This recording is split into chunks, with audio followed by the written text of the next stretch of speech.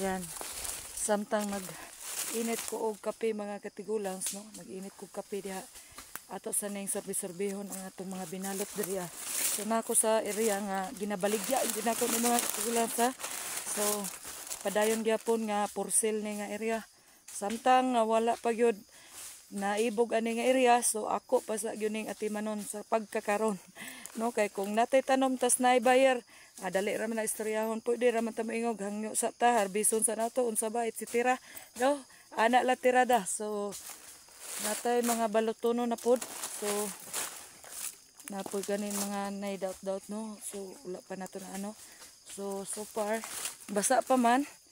Nagdala man kog balot mga katigulang. So natay mga nagtalagsa nga mga balutono no. So far wapa naman ang ato ang nabalot.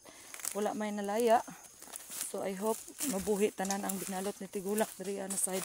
So wapa kayo atong kakao karon, oh. Kay nalimpyuhan. So kani kung ma-harvest nato ni atong binalot, plano na ko magpalit ta og fertilizer para aning kakao, kay para mas the more na mabutang nato siya og fertilizer, the more na mohatag siya og maayong bunga. So kani bunal-bunalan na gyud ako ni mga katigulangs, no. Kay nasugdan na ako nagbunal, bunalan na gyud ako ni.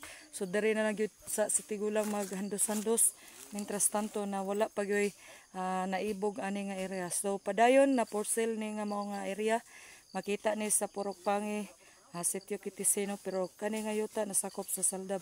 Ayan, thank you for watching. Bye bye.